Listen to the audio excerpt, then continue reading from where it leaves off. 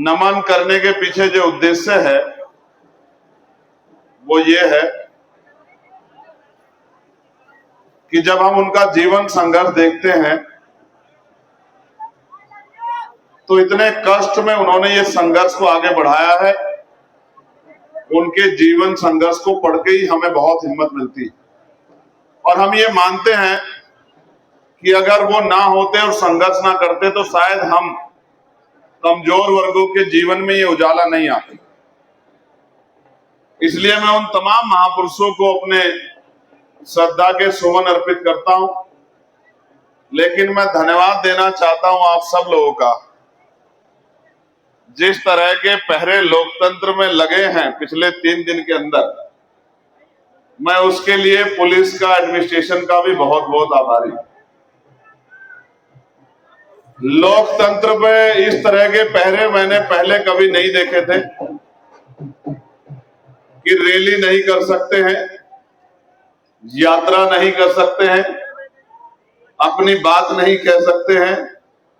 Rally कितनी दूर की होगी ये पुलिस और एडमिनिस्ट्रेशन तय करेगा। जिनकी रैली होगी उनकी यात्रा की बसें रोक ली जाएंगी, उनके नेताओं को डिटेन कर लिया जाएगा, उनको डराया धमकाया जाएगा। ये इस तरह का लोकतंत्र जो है मैं देख के बड़ा खुश हूं और मैं बहुत जिम्मेदारी से बात कह रहा हूं। मेरी बात के मेरे वर्ड याद रखना आप। इस तानाशाही के खिलाफ ही भीम आर्मी आजाद समाज पार्टी की जरूरत प्रदेश को है। मेरी बात को आप याद रखना।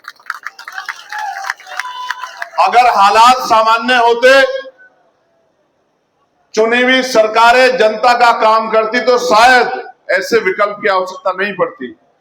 लेकिन जब सरकार तानाशाही पे उतर आए, डंडे से जनता को हाँकने का काम करे, किसान की, मजदूर की, नौजवान की, महिलाओं की, कर्मचारियों की, युवाओं की भागीदारी और उनके अधिकार को छीनने का काम करे, तो फिर उनका मुकाबला करने के लिए भी ऐसे नौजवानों के, ऐसे सिपाहियों की जरूरत है जो आंख से आंख मिला के और सीना तान के मुकाबला करना जानते हो। इस बात को मैं मानता हूं और मैं धन्यवाद देता हूं कि आपने ऐसा माहौल बना दिया है कि आज जो बच्चा घर में सो रहा है या कहीं काम कर रहा है, आपके इस दमन को वो याद रखेगा और जिस दिन मौका मिलेगा इतनी जोर से बटन दबाएगा कि करंट लखनऊ वालों को वहीं जाके लगेगा जहां वो कुर्सियों पर बैठे।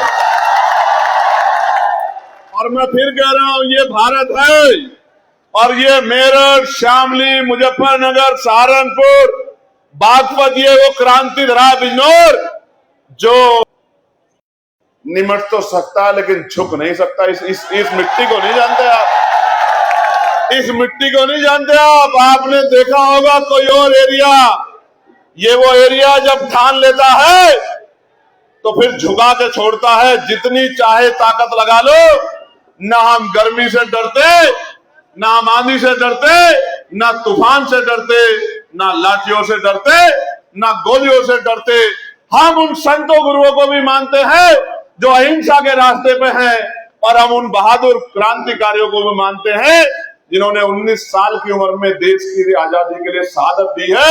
हम शहीद आजम सरदार भगत सिंह को भी मानते हैं, शहीद आजम सरदार उधम सिंह को भी मानते हैं, हम कोतवाल धन सिंह गुर्जर को भी मानते हैं, हम चौधरी चरण सिंह जी को भी मानते हैं, हम सर छोटू राम को भी मानते हैं, हम राष्ट्रपिता ज्योतिबा फूले को भी मानते हैं, हम शहीद उधम सिंह को भी मानते हैं, हम मां झलकारी बाई को भी मानते हैं और हम हर उस देश के आजादी के बलिदान करने वाले उस क्रांतिकारी को, चाहे वो मां अहिल्याबाई होलकर हो, चाहे मां फातिमा शेख हो, हम उस हर शख्स को, उस महापुरुष को मानते हैं जो अन्याय के खिलाफ लड़ना जानता है। आज मैं आपको, जब मैंने ये अन्याय देखा तो मैं आज चुनावी बात आपके सामने नहीं करूंगा। मैं बस आपसे पूछना चाहता हूं, क्या हम दमन के आगे घुटने टेक सकते हैं या हम इस दमन का मुंह तोड़ जवाब देने के लिए तैयार हैं? आज हम इस गर्मी में सड़क पे जवाब देंगे अपने नारों से, जो सत्ता में बैठे नेताओं को ये पता लगे कि जनता दमन से नहीं, जनता प्यार से चलती है। प्यार से लोकतंत्र में काम करोगे तो प्यार मिलेगा, और डंडा चलाओगे तो हिसाब 2027 के बाद पूरा होगा। मेरी बात को आप याद। मैं ये बताना चाहता हूं, आज मीडिया के लोग मुझसे भी पूछ रहे थे कि दिल्ली में प्रोटेस्ट चल रहा है, आप क्या कहना चाहते हो? प्रोटेस्ट, सिर्फ प्रोटेस्ट नहीं चल रहा है, युवा सुसाइड कर रहा है, युवा बेरोजगार है, युवा अच्छी शिक्षा चाहता है, रोजगार चाहता है, किसान अपनी फसल का दाम चाहता है, मजदूर अपनी मेहनत चाहता है, महिलाएं रोजगार चाहती हैं, क्षेत्र की जनता विकास चाहती है। आपके एजेंडे में सरकार के लोगों हिंदू मुसलमान के अलावा कुछ नहीं है। हिंदू मुसलमान और की राजनीति और नफरत की राजनीति, इसी से आप प्रदेश को आगे चलाना चाहते हो। मुख्यमंत्री जब आते हैं तो क्या भाषण देते हैं, मुख्यमंत्री जब जाते हैं तो क्या भाषण देते हैं। बंगाल में जाके मुख्यमंत्री कह रहे हैं 9 साल मुख्यमंत्री रहने के बाद कि हमारे यहां मुसलमान सड़क पे नमाज नहीं पढ़ता है। ये विकास किया है आपने कि मुसलमान सड़क पे नमाज नहीं पढ़ता है। चलो, मुसलमान सड़क पे नमाज नहीं पढ़ता, बहुत अच्छी बात है, इससे दलित पिछड़ों को रोजगार मिल रहा है, इससे उनके घर में रोटी आ रही है, इससे उनकी गरीबी दूर हो रही है, इससे उनके बच्चों को पढ़ाई मिल रही है, इससे उनके बच्चों को अच्छी चिकित्सा व्यवस्था मिल रही है, इससे पेपर लीक होना बंद हो गया, इससे आरक्षण के घोटाले बंद हो गए, इससे सुसाइड करना बंद हो गया, इससे किसान को उसकी फसल का दाम मिल गया है, इससे महिलाएं सुरक्षित हो गई हैं। शर्म करो, सत्ता में बैठे हो 9.5 साल से, 1 साल के काम का मुकाबला नहीं कर पाओगे। अवसर आने दो, ये जनता है, जिसको चाहे कुर्सी में बिठा दे और जिसको चाहे जमीन पे पटक दे। पुलिस के भाइयों का मैं धन्यवाद इसलिए करता हूं क्योंकि मैं जानता हूं कि लोकतांत्रिक व्यवस्था में पुलिस तो सरकार के अधीन, जो सरकार आदेश देगी बेचारे वही करेंगे। आज इनकी है तो ये इनके आदेश पे काम कर रहे, कल आपकी आएगी तो आपके आदेश पे काम करेंगे। इनसे मेरा झगड़ा नहीं, क्योंकि मैं ये भी जानता हूं किसी नेता का बेटा सिपाही है ही नहीं, किसी नेता का बेटा दरोगा है ही नहीं, किसी नेता का बेटा SHO है ही नहीं, इंस्पेक्टर है ही नहीं। ज्यादा अगर है भी तो बेचारा तो IPS है, PCS है, PPS है। सिपाही, हेड कांस्टेबल, दरोगा, इंस्पेक्टर है ही नहीं किसी नेता का बेटा। ये सारे किसान मजदूर परिवारों के बच्चे हैं। मगर मैं इनको भी पूछना चाहता हूं जो नए भर्ती हुए हैं। एक बेटी मुझे आज मिली थी, उसके पति सेना में थे, छुट्टी पे आए, 20 दिन अपने परिवार के साथ रहे, सड़क दुर्घटना में जान चली गई। मुझसे पूछ रही थी कि मेरा क्या कसूर है, मेरा पति तो सेना के लिए, सेना में भर्ती हुआ देश के लिए बलिदान देने के लिए, लेकिन मेरा पुनर्वास कैसे होगा, मेरे बच्चों को कैसे जो है, उसके तो बच्चे नहीं लेकिन जो सेना के परिवार उनके बच्चों का क्या होगा। आपने तो 4 साल की अग्निवीर की नौकरी दे दी, 4 साल की, इससे भला हो जाएगा। मैं बताना चाहता हूं आपको, पुरानी पेंशन का लाभ आपको नहीं चाहिए क्या? बताओ अपने मन पे, दिल पे हाथ रख के, आपको नहीं चाहिए पुरानी पेंशन? नहीं चाहिए? पुलिस के लोगों बताओ, पुरानी पेंशन नहीं चाहिए क्या? क्या होगा जब बूढ़े हो जाओगे? कहां से कौन रखवाली करेगा? आज जो आपसे गलत काम करवा रहे हैं मजबूरी में, क्योंकि आप नौकरी कर रहे हो सरकार की, तो कल जब बूढ़े हो जाओगे, आपके ऊपर अगर मुकदमा को जांच चलेगी तो ये पीछे भाग जाएंगे, ये कहेंगे हमारा कोई लेना देना नहीं, आप समझदार हो जाओ। मैं अगर आज आपको सचेत कर रहा हूं तो हवा में नहीं कर रहा हूं। जिन पे आज डंडा पड़ रहा है वो भूलेंगे नहीं, वो भी याद रखेंगे कि किन साहब ने डंडा चलाया, किन साहब ने बुलडोजर चलाया, किन साहब ने गोली मारी, भूलेंगे नहीं वो लोग। मैं सच बता रहा हूं, ये भूलने वाली स्थिति नहीं होती। घर बनाने में बहुत समय लगता है, 1 मिनट लगती है आपको, बिना किसी ऑर्डर के, बिना किसी आदेश के आप जाके बुलडोजर चला देते हो। मैं सच कह रहा हूं, ये पूरा सिस्टम जनता की रक्षा के लिए मैं हूं, आप हो, अधिकारी हो, IAS हो, IPS हो, वो सब जनता के सेवक हैं। हमें तनख्वाह मिलके जनता के टैक्स से, आपको और मुझे, हम मालिक नहीं हो सकते कभी। इनका हाथ हमारे ऊपर है तो हम नेता हैं, इनका हाथ हमसे उठ गया तो हमें गली में भी नहीं पूछेगा कोई। याद रखना मेरी बात को। मैं बहुत बधाई देता हूं शामली के साथियों को, अपने नेताओं को, अपने संतों को बहुत बधाई देता हूं। मैं भाग्य में, सौभाग्य में भरोसा तो नहीं रखता हूं, क्योंकि मैं मानता हूं कर्म प्रधान है।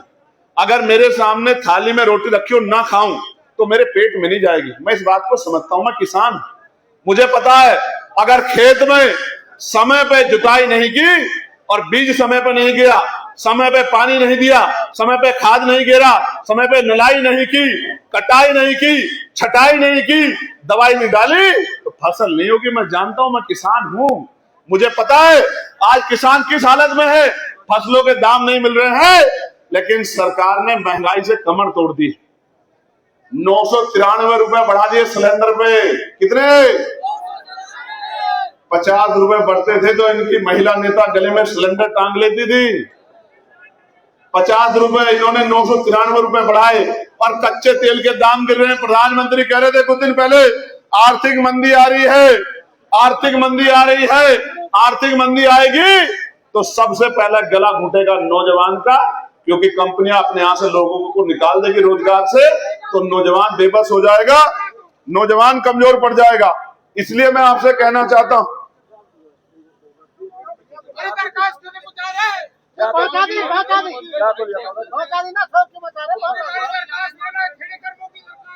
बैठ जाओ आराम से, थोड़ी देर बैठ जाओ, बैठ जाओ, बैठ जाओ।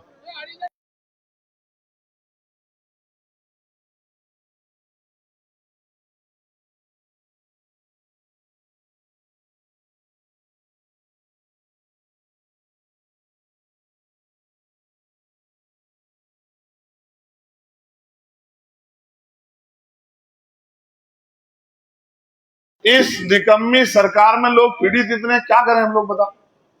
हर तरफ पीड़ा में है, कहीं किसी की जमीन छीनी जा रही है, कहीं किसी की नौकरी छीनी जा रही है, कहीं किसी का रोजगार छीना जा रहा है, तो लोग तकलीफ में हैं।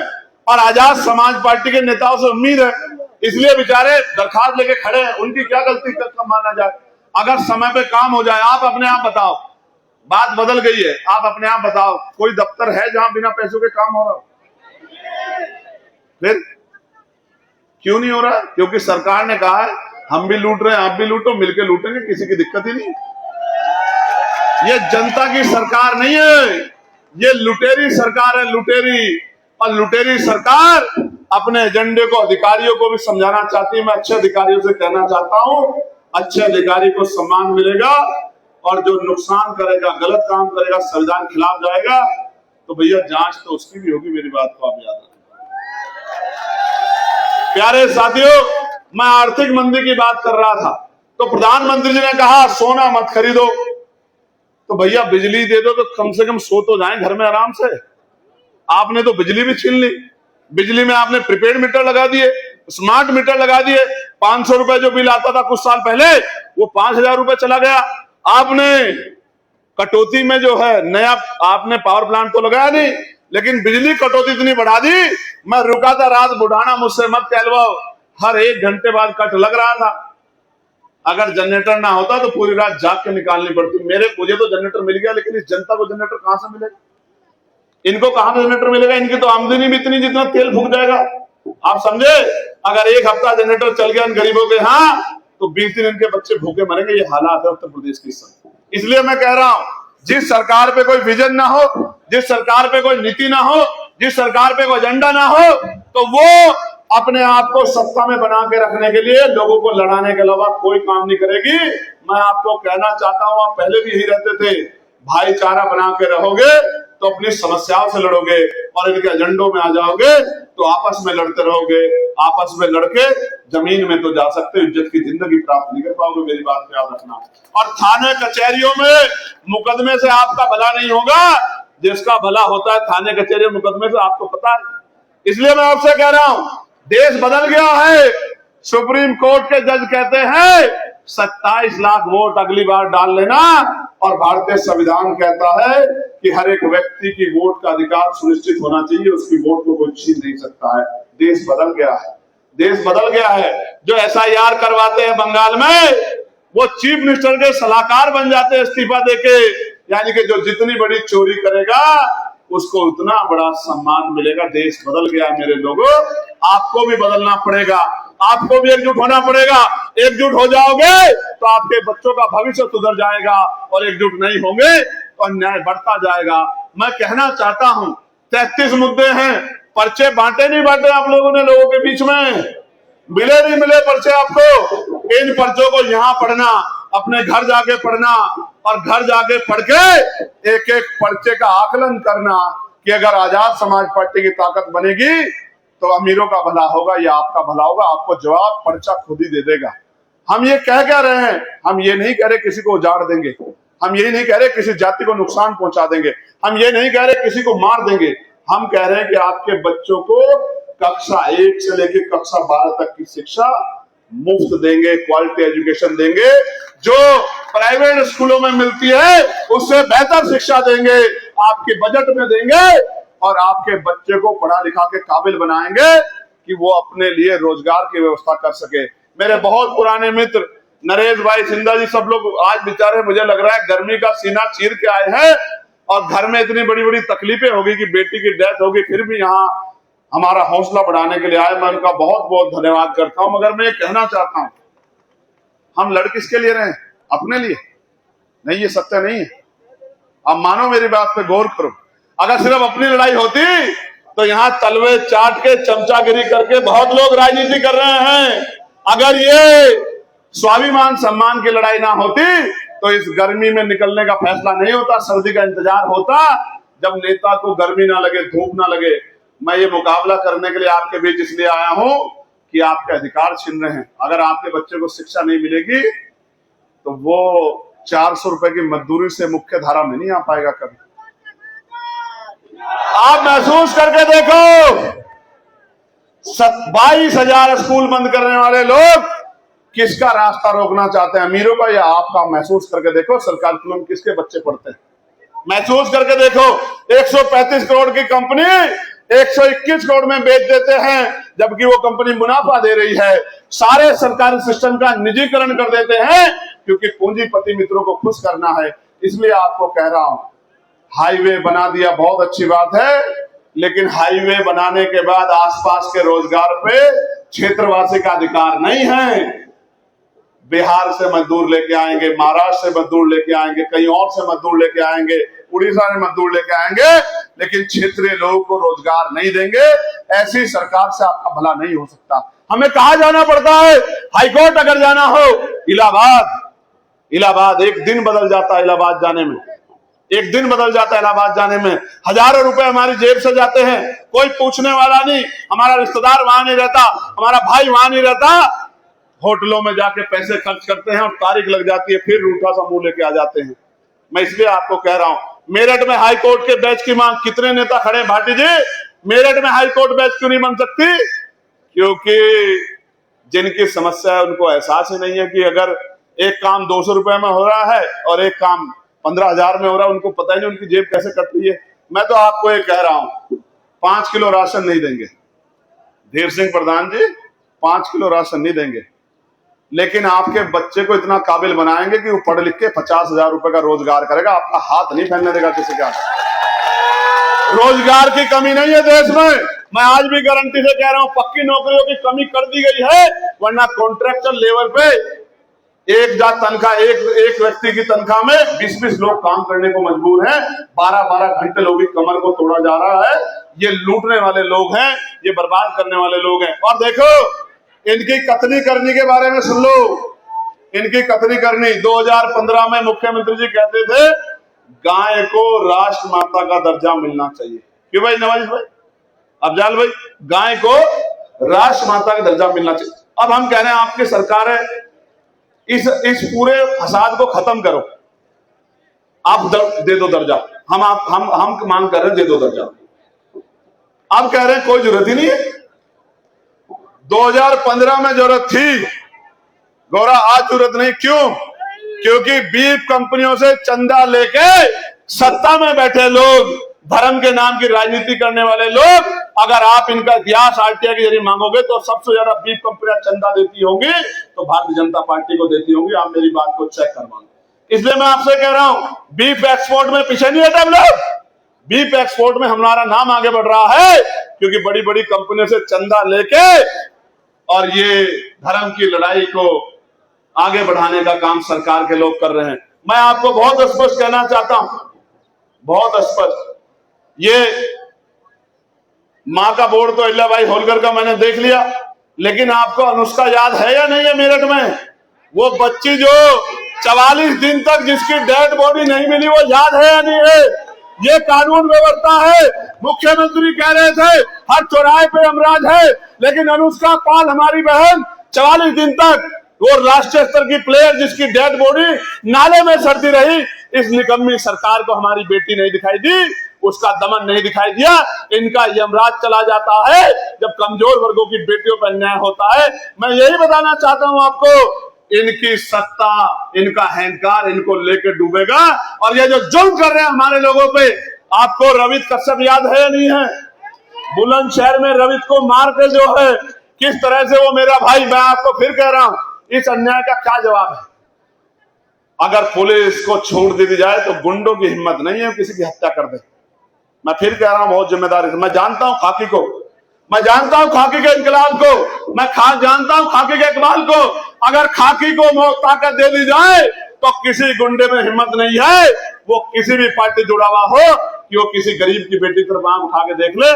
लेकिन मजबूर है खाकी, उनकी ड्यूटी तो लगाई है बैनर हटवाने, उनकी तो ड्यूटी लगाई है आजाद समाज पार्टी को रोकने में, उनकी तो ड्यूटी लगाई है आजाद समाज पार्टी की संख्या कम करने में। संख्या कम से हम नहीं डरते। 18 मंडल में सम्मेलन किए, 8 बड़ी रैली की, चैलेंज है मुख्यमंत्री जी की रैली में आशा बहनें, आंगनबाड़ी बहनें, भोजन माताएं, पंचायत सहायक समूह की बहनें, टीचर, शिक्षा मित्र, अनुदेशक सबको भर के ले जाते हैं और कहते हैं वहां बैठे रहना वरना नौकरी चली जाएगी। जनता नहीं जाती आपकी रैलियों में, जनता नहीं जाती है। मैं इसलिए आपसे कह रहा हूं बहुत जिम्मेदारी से, ये वो लोग हैं, जगह नहीं है, रिपोर्ट दे देना LIU के मेरे भाइयों, जगह नहीं है पैर रखने की, बैठने के लिए कुर्सी नहीं है, इनको पैसे नहीं मिले, ये तो अपने भाई को आशीर्वाद देने और उसकी ताकत बढ़ाने, उसको हिम्मत देने के लिए आए हैं। और ये रुकने वाले नहीं है गर्मी आंधी तूफान से। जो इस गर्मी में, इस टेम्परेचर में यहां बैठा है ना, वो जिस दिन उसको तो इंतजार कर रहा है कि उसको मौका मिले बटन दबाने का, जिस दिन बटन दबाने का मौका मिलेगा धार देगा बटन को तार देगा मशीन में अंदर, जिस दिन मौका मिलेगा आप देखते जाओ। ये बताओ तार दोगे नहीं उस बटन के अंदर? मैं बहुत जिम्मेदारी से कह रहा हूं, मेरी बात पे गौर करो। मैं ये इस बात से भी सहमत हूं कि SIR हो या EVM, इन दोनों से ईमानदारी के चुनाव नहीं हो रहे। तो मुझे बताओ बैलेट पेपर से चुनाव होना चाहिए या EVM से? आप बताओ, जोर से बताओ। EVM कह रहे हैं क्या? जोर से बताओ। मुझे नहीं सुना यार। अच्छा, जब मैं पूछूंगा तो बता देना। जब मैं कहूंगा बैलेट पेपर, तो अगर बैलेट पेपर वाले हो तो हाथ खड़े कर लेना। जब मैं कहूंगा EVM वाले तो हाथ खड़े कर लेना, ठीक है? EVM से चुनाव चाहते हो? सन्नाटा पसर गया। बैलेट पेपर से चुनाव चाहते हो? हिंदू मुसलमान चाहते हो या रोजगार चाहते हो? अपने क्षेत्रों में, ग्रामीण क्षेत्रों में क्षेत्रीय रोजगार चाहते हो या पलायन करके दूसरे प्रदेश में जाकर जाति धर्म के नाम पर अपमानित होना चाहते हो? यहाँ का व्यक्ति महाराष्ट्र जाके गाली खाता है, क्यों? वो गाली खाने के लिए पैदा नहीं हुआ।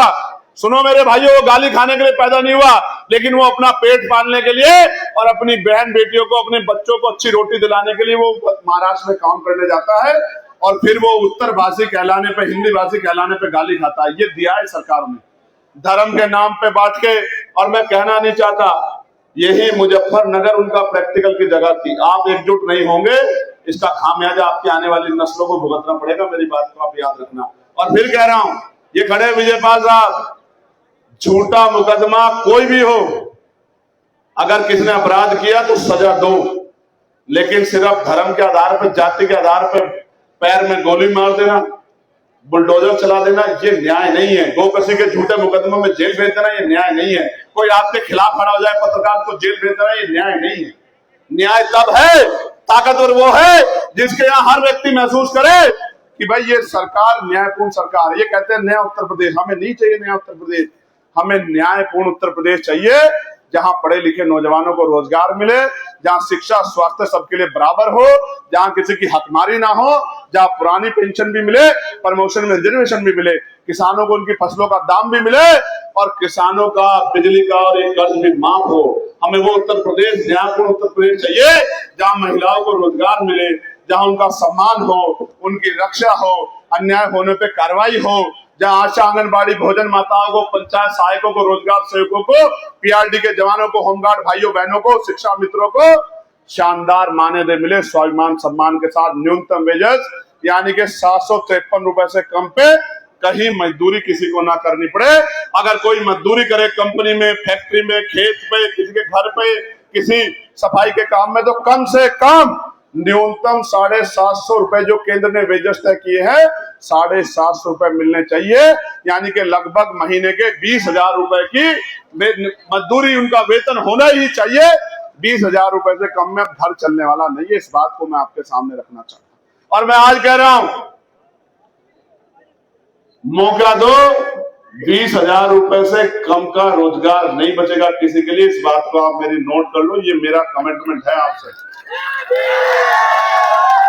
ये प्रतिज्ञा है। और ये प्रतिज्ञा ऐसे नहीं, मैं एक गरीब परिवार में जन्मा हूँ, मेरी माँ घास लेके आके उसने पाला, मुझे, मैं जानता हूँ गरीबी के दर्द को। यहाँ कितनी महिला बैठी हैं, इन्होंने पशु पाल रखा होगा, इनको खेत नहीं है, गाली खा के घास लाती है बेचारी और दूध बेच के अपना घर चलाती है। इतनी आसान नहीं गरीबों की जिंदगी। अमीर का तो कुत्ता भी इस गर्मी में एसी लगा हुआ है उसके कमरे में, सर्दी आएगी हीटर लग जाएगा, बीमार होगा डॉक्टर आएगा बढ़िया, उसके खाने के लिए अलग से भोजन और दूध आता है, वो छोटी छोटी गोलियां टाइप। यहाँ तो जैसी रूखी सूखी मिल गई उसी में जीवन यापन करना पड़ता है। यहाँ दो तरह का देश हो गया है, दो तरह के प्रदेश हो गए, अमीरों का लिए अलग, गरीबों के लिए अलग। यहाँ इनकी बस्तियों में ना लाइट है, ना पानी है, ना पानी की निकासी है, सड़ रहे हैं, बीमारियां हो रही है, मर रहे हैं, अस्पतालों में डॉक्टर नहीं है, नर्स नहीं है, दवाइयां नहीं है, मशीनें नहीं है, और ये कह रहे हैं हमने बहुत अच्छी व्यवस्था कर दी है। मेरे यहाँ फाइनेंस मिनिस्टर, में उनका बड़ा सम्मान करता हूं, मैंने उनसे सवाल पूछा, फाइनेंस मिनिस्टर ने जवाब दिया 4 मिनट, चंद्रशेखर जी आपके यहाँ मेडिकल कॉलेज बना दिया, कर दिया। मैं जांच करने गया, 146 नर्सें चाहिए, आज तक नहीं दी सरकार ने। 146। आप बताओ क्या मिल रहा है? सिर्फ अपमान, अन्याय, अत्याचार, और अगर कोई बोल जाए तो लाठी। जेल तो क्रांतिकारियों के लिए गहना होती है, जेल से कौन डर रहा है भाई? SC ST के अधिकार बचाने के लिए मेरे 4 साथी जम्मू कश्मीर के जेल गए हैं, आंदोलन हो रहा था, पुलिस ने पकड़ के बिठा दिया गाड़ी में और बाद में उनके खिलाफ मुकदमा कर दिया। और जो विरोधी हमारे कहेंगे भाई वो तो जेल भेज दिए, जेल इस सरकार के दमन से लड़ने के लिए जेल नहीं, गोली भी मुबारक, लेकिन झुकेंगे नहीं। मेरी बात को आप याद रखें। आप बताइए, अगर न्यायपूर्ण सरकार होती और ये अगर कार्यक्रम करने देती, आपको नहीं पता कितनी जगह परमिशन बदली है? बता भाई तुझे, एक जगह देखी उसको धमका दिया, जगह मत देना चंद्रशेखर को, दूसरी जगह देखी धमका दिया, जगह मत देना चंद्रशेखर को। तुम इन जगहों से निकाल दोगे मुझे, इनके दिल में से निकाल दो, तब तो मानो आपको, अगर दिल में से निकाल दो। जगह नहीं देंगे, बसें रोक देंगे, बैनर फाड़ देंगे, परमिशन नहीं देंगे, क्या क्या नहीं दोगे। और मेरे लोग कमर कस के बैठे हैं, आने दो 27, हम देंगे आपको जगह, चिंता मत करो, मेरी बात को याद रखना। हम देंगे, खूब सभाएं करना और खूब हमारे खिलाफ प्रचार करना कि सरकार अच्छा काम नहीं कर रही है। आज जितने आप हमारी आलोचना करोगे, हम उस आलोचना सीख लेके काम करेंगे। आप में हम में फर्क है, हम लोकतंत्र को मानते हो, आप डंडा तंत्र को मानते हो। डंडा तंत्र जनता ज्यादा दिन नहीं सुनती। ये वो मेरठ, मुजफ्फरनगर, शामली की धरती है, अंग्रेजों के पैर उखाड़ दिए थे, अंग्रेजों के 58 क्रांति में याद है नहीं याद है?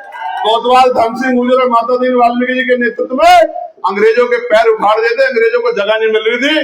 आप तो अंग्रेजों के मुकाबले कुछ भी नहीं हो, आप तो यही के लोग हो, यही के लोग हो। जनता खड़ी हो जाएगी, दिमाग ठीक हो जाएंगे। सुनो, 4.5 साल जनता का दमन और चुनाव से 1 महीने पहले जनता के पैर पकड़, दादी चाची मेरे सर पे हाथ रख दो, बुआ बहन मेरे सर पे हाथ रख दो, हम आपकी मदद करेंगे, पैसे ले लो, शराब ले लो, मिठाई ले लो। और जब चुनाव खत्म तो नेताजी कह रहे हैं कि हमारा क्या मतलब आपसे? हमने कहा था कि आप हमें वोट दे दो। मैं बहुत कुछ बता रहा हूं आपको। अगर वोट का अधिकार नहीं होता, मेरे लोगों मेरी बात को गौर से सुन लेना, अगर वोट का अधिकार नहीं होता तो एक भी लंबे कुर्ते वाला आपकी बस्ती में दिखाई नहीं देता। गरीबों, मेरी बात को याद करके सुन लेना, ये वोट का अधिकार है जिसकी वजह से बड़े बड़े धरना सेठ जिनके गाड़ियां नहीं गुजरती आपकी गलियों से बात है, आपकी गलियों में। क्यों? क्योंकि आप पे वोट का अधिकार है, इसलिए क्योंकि बाबा साहब अपने 4 बच्चों कुर्बानी से गए। ऐसे नहीं मिला, मांगने से कुछ नहीं मिला, स्कूल नहीं मिले मांगने से, स्वास्थ्य नहीं मिला, रोजगार नहीं मिला, संघर्ष करना पड़ा। और आज तो कानून के होते, संविधान के होते संघर्ष करना पड़ रहा है। बच्चे SSC-GD के वहां बैठे हैं, इलाहाबाद में धरना कर रहे हैं। नीट के बच्चे 23 लाख बच्चे आज दिल्ली में आंदोलन कर रहे हैं। कौन कौन नहीं आंदोलन कर रहा है? इस सरकार ने सबको सड़क पे ला दिया है। आप भी इस सरकार को सड़क पे ला दोगे नहीं ला दोगे? जी आवाज कम सी लग रही, डर रहे हो क्या? देखो, ये जनता को अगर सड़क पे लाएंगे तो जनता इनको सड़क पे ले आएगी, इसी बात मेरा विश्वास है। और मैं आपसे जो कहना चाहता हूं उस पर गौर करो। देखो, गौर से सुनो, घर नहीं बैठना। पंचायत चुनाव क्यों नहीं करवा पाई सरकार? मैं कितने दिन से कह रहा था। मैं जब प्रभु सम्मेलन में आया था तो मैंने आपसे कहा था कि ये सरकार इतनी डरी हुई है। आजाद समाज पार्टी की बढ़ती ताकत से किसान, नौजवान, महिलाएं, हर समाज का व्यक्ति जुड़ रहा है। ये इतने डरे हुए हैं कि ग्रामीण क्षेत्रों में नहीं छोड़ेगा चंद्रशेखर इनको। तो इन्होंने पंचायत चुनाव भी पीछे हटा दिया। अगर आपने अच्छा काम किया तो पंचायत चुनाव क्यों पीछे हटाया भाई? क्यों नहीं करा प्रधानी का चुनाव? क्यों नहीं करा BDC का चुनाव? क्यों नहीं करा पंचायत, उसका ग्राम पंचायत मेंबर का, जिला पंचायत चुनाव क्यों नहीं करा? क्योंकि मैं बताता हूं, पंचायत चुनाव कराते मेंबर हमारे जीतते ज्यादा। फिर आप डंडे के दम पे और कप्तान को, DM को कहते जाओ जिला पंचायत उठा के लाओ। हमने देखा पिछली बार। अब वो जाके कहता चल भाई, वो कहता साहब नहीं जाऊंगा, तेरे खिलाफ मुकदमा लिखा जाएगा। हमने अपनी आंखों देखा, हमें पता है, बताओ, हम देखे गवाही आपको। अब इनके 2 मेंबर बन रहे हैं, इनका जिला पंचायत अध्यक्ष बन रहा है, विपक्ष के 20 मेंबर बन रहे हैं, उनका कुछ भी नहीं बन रहा बेचारों का। समझे? जनता ने वोट दी विपक्ष को, जिला पंचायत अध्यक्ष इनका। इसलिए कह रहा हूं, इनको लगा हम ब्लॉक प्रमुख और जिला पंचायत अध्यक्ष जबरदस्ती बनाएंगे तो जनता गुस्से में चली जाएगी तो उखाड़ के फेंक देगी। तो इन्होंने कहा भाई अभी तो हमने पिछड़ा वर्ग, आदर्श पिछड़ा वर्ग आयोग ही नहीं बनाया, हम तो 6 महीने में कराएंगे। ये अक्टूबर नवंबर में चुनाव कराएंगे। मेरी बात को आप याद रखना, विधानसभा का लिख लो आज मेरी बात को आप।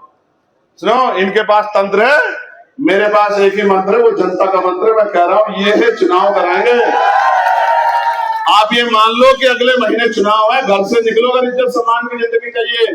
मांगने से भीख मिलती है। अगर अपनी गुलामी और बेबसी और लाचारी को खत्म करना है तो 5 साल में जितना जुल्म सहाओ, आपकी हत्या हुई, आपकी बेटियों का अपमान हुआ हो, आपकी नौकरी गई हो, रोजगार गया हो, आपकी शिक्षा गई हो, आपकी चिकित्सा गई हो, आपको अच्छी सड़कें नहीं मिली, तो फिर 5 साल में एक बार मौका मिलता है, बटन दबा के उनको इलाज करो जिन्होंने आपके साथ अन्याय किया है। और मैं आपको आज कह रहा हूं, घर से निकलो, बस्तियों में जाओ, भाईचारा बनाओ, लोगों से अपील करो कि हमने सबको मौका देके देख लिया, इस बार हम भाई चंद्रशेखर आजाद के साथ खड़े होकर आजाद समाज पार्टी को ताकत देंगे। मैं लिख कर दे रहा हूं, लिखवा लो मुझसे। नीला झंडा लखनऊ इस बार लगेगा तो लगेगा, मेरी बात को याद रखना। और ये नीला झंडा, फिर कह रहा हूं, ये नीला झंडा किसी एक जाति धर्म का नहीं है। नीला झंडा हर कमजोर का झंडा है। मेरी बात को आप याद रखना। नीला होता है आसमान और वो किसी के साथ भेदभाव नहीं करता है। तो ये नीला झंडा भेदभाव नहीं करेगा। और जैसे प्रधानमंत्री जी कहते थे गुजरात मॉडल, गुजरात मॉडल, इसलिए इसी तरह मैं कह रहा हूं, नगीना मॉडल को अपना लोगे तो गुजरात मॉडल की छुट्टी हो जाएगी, याद रखना। नगीना मॉडल उदाहरण है। नगीना के लोगों ने ऐलान किया है, संदेश भेजा है, और नगीना के कुछ बहादुर योद्धा यहाँ भी दिखाई दे रहे हैं। मैं कह रहा हूँ नगीना मॉडल को अपना लो और कमजोर, किसान, दलित, पिछड़ा एकजुट हो जाओ, भाईचारा बना लो। वो भी लोग जो संविधान को मानते, किसी भी जाति धर्म के हो, एकजुट हो जाओ। अगर अच्छी शिक्षा मिलेगी तो एक जाति को नहीं मिलेगी, सबके लिए मिलेगी। अच्छी चिकित्सा व्यवस्था होगी अस्पताल में, किसी जाति को रोका नहीं जाएगा। रोजगार मिलेगा, निष्पक्ष मिलेगा। सुनो, पेपर लीक नहीं होगा, सेंटर बराबर के जिले में लगेगा और निष्पक्ष परीक्षा होगी। पैसे से नहीं नौकरी मिलेगी, मेहनत से नौकरी मिलेगी। गरीबों के बच्चों को भी नौकरी मिलेगी। कोचिंग सेंटर खोले जाएंगे, वो भी निःशुल्क, कि IAS, IPS, PCS की तैयारी करो, कंपटीशन की तैयारी करो। AC वाली लाइब्रेरी में बैठकर जितनी शराब की दुकानें हैं सबको बना देंगे लाइब्रेरी। मेरी बात को याद है, सारी शराब की दुकानों को बना देंगे लाइब्रेरी, और इस शराब को छोड़ाएंगे वहां जहां भाजपा के लोग जहां नारा लगाते रहते हैं बार बार कि उधर चले जाओ, देश में चले जाओ। इस शराब को, नशे को वहां छोड़ाएंगे, क्योंकि राजस्व तो चाहिए, लेकिन अपने प्रदेश के नौजवानी को, जवान को बर्बाद करके नहीं चाहिए राजस्व। समझे नहीं समझे? नौजवान रहेगा, देश रहेगा, प्रदेश रहेगा तो सब लोग रहेंगे। इसलिए हर वो काम करेंगे जिससे आपके घरों में उजाला आएगा। और सुनो, जो शहरी क्षेत्र में लोग रहते हैं, 150 गज का प्लॉट देंगे और मकान बना के देंगे। मेरी बात को लिखो जो कह रहा हूं। जिस गरीब पे घर नहीं होगा 150 गज का प्लॉट देंगे शहर में, वहीं जहां अमीर रहते हैं उसके सामने देंगे और मकान बना के देंगे। ऐसा नहीं देंगे कि 2 लाख रुपए मिल रहे हैं आवास के, 50,000 रुपए अधिकारी खा गए हैं और 1.5 लाख रुपए में प्लस्तर भी नहीं हुआ। वो बेचारा कह रहा है एक किस्त आगे जो आधी दीवार खड़ी होगी, छत अगली बार होगी अगली योजना में। ऐसा नहीं होगा। अगर व्यवस्था बनेगी तो ऐसी बनेगी जिससे सभी के घरों में रोशनी आएगी। मैं बहुत जिम्मेदार से कह रहा हूं। कितने गज का प्लॉट? तुम्हें नहीं चाहिए मुझे लग रहा है, जोर से बताओ। 150 गज का प्लॉट, वो भी मकान बना। समझे नहीं समझे? नौजवानों को बेरोजगारी भत्ता देंगे। जब तक रोजगार नहीं देते आपके क्षेत्रों में लगाएंगे उद्योग धंधे कुटीर उद्योग, नौजवानों को उनके क्षेत्र में रोजगार देंगे। हाथ नहीं फैलाने देंगे। मैं नौजवान हूं, सुनो, मेरी उम्र 70 साल नहीं है जो मुझे पहला और आखिरी चुनाव लड़ना है। मैं तो आपके बीच में हूं, जब तक जीवन रहेगा चुनाव भी लड़ूंगा। आप ताकत दोगे, आपकी ताकत बन के कलम से आपको आगे भी बढ़ाऊंगा। मैं आपको छोड़ के जाने वाला नहीं हूं। सुनो, मुझे तो गोली लगी मुझे और मैं मरा नहीं। मुझे उस दिन पता लग गया कि मैं मरने वाला नहीं। मेरा जन्म अभी मरने के लिए नहीं हुआ, आपके आंसू पूछने के लिए हुआ। आपकी गरीबी, बेबसी, लाचारी, आपकी परेशानियों को खत्म करके, और जो जगत गुरु सतगुरु रविदास जी महाराज का सपना था बेगमपुरा राज, ऐसा चाहूं राज में जहां मिले सबन नुअन और छोट बड़े सब संग बसे रहदास रहे प्रसन्न। ऐसे राज की व्यवस्था करना जहां कोई छोटा बड़ा ना हो, जहां कोई ऊंचा नीचा ना हो, जहां कोई किसी का अपमान ना करे, किसी पे अत्याचार ना हो, सब समान रूप से आगे बढ़े। जहां किसी को खाने के लिए अन्न की, तन ढकने के लिए कपड़े की, सर ढकने के लिए छत की दिक्कत ना हो, ऐसी व्यवस्था का राज लागू करने का काम, यानी कि संविधान को पूर्ण रूप से लागू कराने का काम हम लोग करेंगे। और मैं अपने जिम्मेदार साथियों से पूछना चाहता हूं कि व्यवस्था होगी ये व्यवस्था?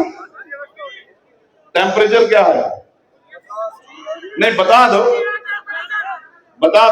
जानना चाहता हूं।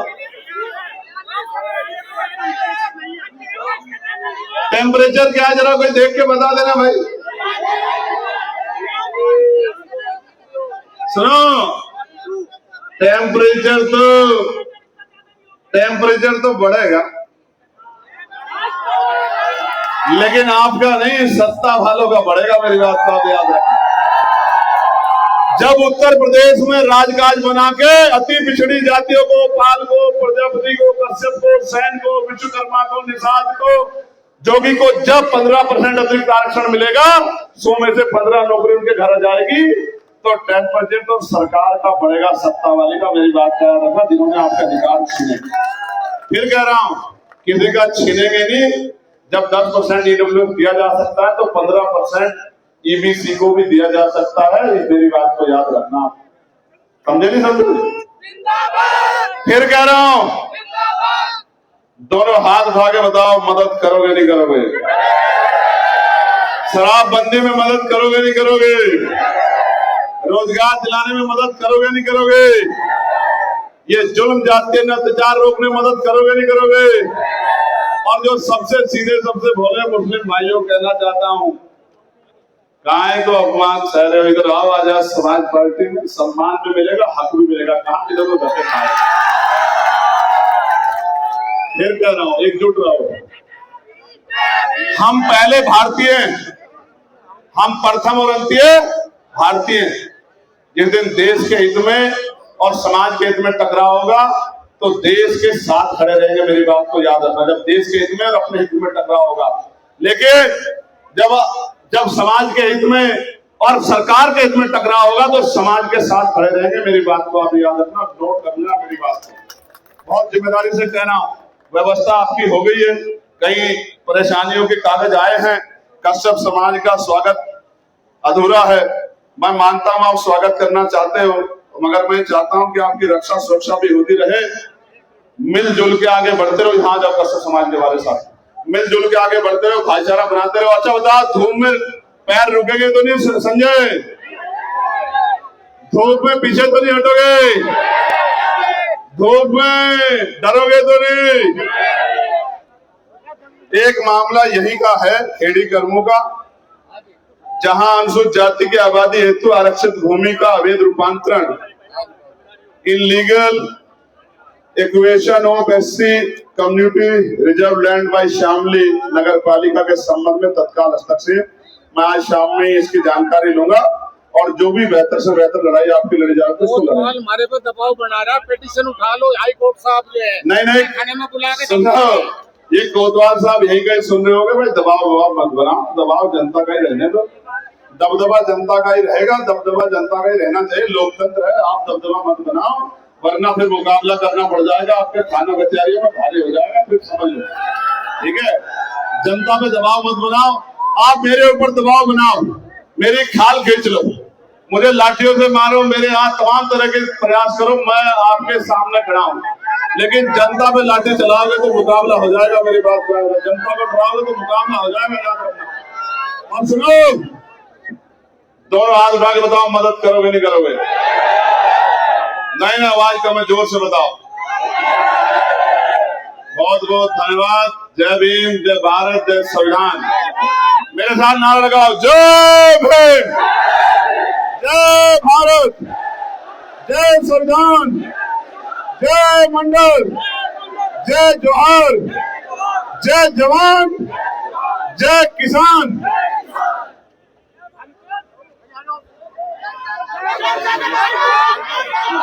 उत्तर प्रदेश की महान जनता जिंदाबाद, गरीब किसान नौजवान महिलाएं जिंदाबाद, उत्तर प्रदेश का युवा जिंदाबाद, उत्तर प्रदेश का युवा जिंदाबाद। संघर्षों के साए में घनघोर जवानी पलती है और इतिहास उधर झुक जाता है जिस और जवानी चलती है। मेरी बात को याद रखना, नौजवान ठान लेगा तो इस सत्ता को उखाड़ के फेंक देगा, मेरी बात को याद रखना। बहुत बहुत आप सभी का आभार। मैं प्रदेश अध्यक्ष जी को माइक सौंप रहा हूँ।